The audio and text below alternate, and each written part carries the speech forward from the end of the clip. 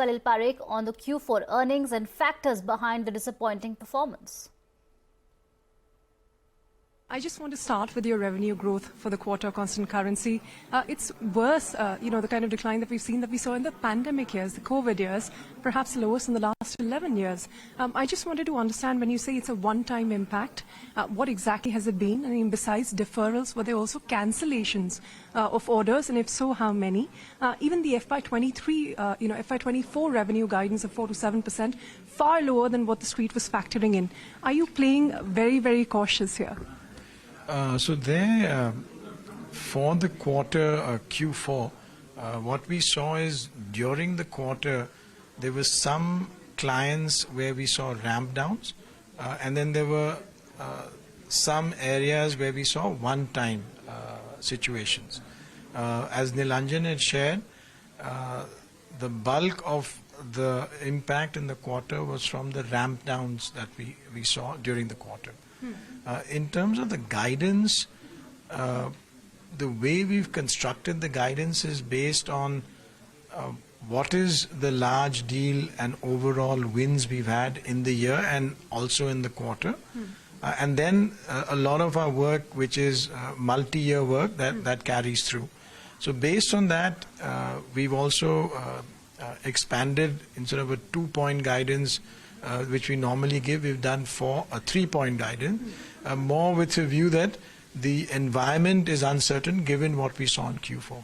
Having said that, we have an extremely strong large deal pipeline. We have some deals which are mega deals in the pipeline. We know that there are many deals on cost.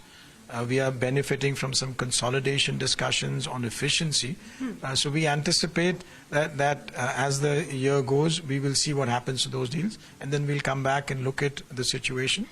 Of course, the environment is also uncertain. Sure. We have to keep both things in mind. I'll come back to the deals because there's a lot of conversation around that as well. But first, when you say ramp downs, specifically where has that been? And have there also been cancellations of orders, if any? And, why are you so confident it's only a one-time thing when you say the environment is so uncertain? So there are two aspects to it. So one, on the ramp downs, there have been with some clients in the telco sector, in the high-tech sector, in retail, and in financial services, in mortgages, asset management, and investment banking. So those ramp downs, we saw some stabilization in March, but the demand environment is uncertain. So we will see how that plays out as we go ahead. That's the way we see that. You continue to tell us that you have a very strong, large deal pipeline. Why is it that is not immediately translating into revenues? Is it because clients are taking longer to make decisions? Are projects not getting started on time? Why is it that it's not translating into better revenue growth? So there, as we've said in the past with large deals, the timing is not like a predictable thing when they come in a year, or it's going to come every quarter or something. But over 1 or 2 or 3 year periods, you see this thing shows more stability. There is slowing in decision making for large deals. So the time, let's say discussion or deal is in a pipeline becomes a little bit longer. It has been, we've seen the data. But when the decision is made, it starts right away, and that translates. You're saying there's some delay in decision making. Of course, once that is done, the work starts right away. But what have the conversations with clients been like? For instance, what is your exposure to the US banks, for instance, and how has that impacted decision making? And when do you expect the situation to get better? A quarter from now, a couple of quarters from now? Will it take longer? So there, we have a strong financial services business. It's strong in the US for us, strong with banking. So we work with a large number of banks.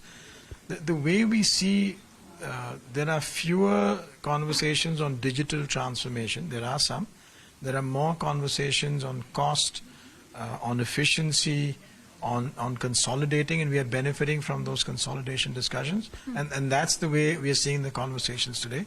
I don't have a view on when those conversations will change. All right.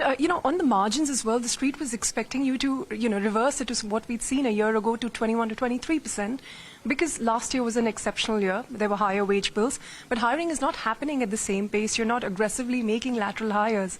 Why is it that you chose to stick to a lower band? And what are the levers for expanding this? So there, as you saw, we closed the year at 21%. Lower end of the guidance.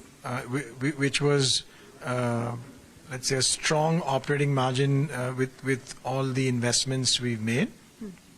We have low utilization in Q4. We will continue to make sure that those individuals start to get onto projects as the year progresses. The levers that we have today, several of them we shared earlier.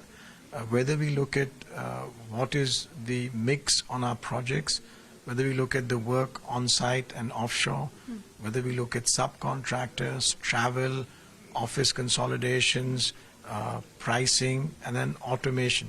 So we have a large number of levers, and we've expanded the attention to this program during the quarter as well. And we see that will give us a benefit over the next future periods to further support our margin expansion. And do you expect the attrition to further come down? It's been coming down for the past many quarters now at under 21% from about 24% in the previous quarter. And what would also that mean in terms of your hiring plans? Are you replacing a lot of these people, that are leaving the company, or would you be slowing down on your hiring like some of your peers?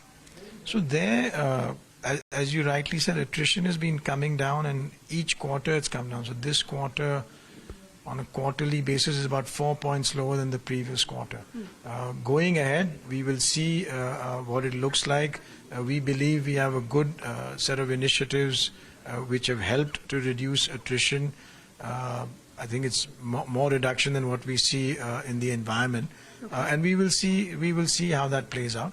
With that, because we also have low utilization today, we will make sure that we moderate our hiring based on what the demand environment looks like. Okay, so no number. A final question, since we're talking about attrition. Infosys recently lost 2 of its presidents, who are now the CEOs of Tech Mahindra and Cognizant.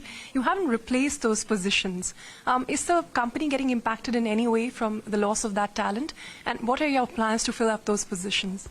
So there, we are fortunate within Infosys to have really a large number of strong leaders at different levels. On the delivery organization, we've already put in place a new structure, and on FS, we will very soon roll out the new structure. All right, so how has Infosys performed in comparison to TCS?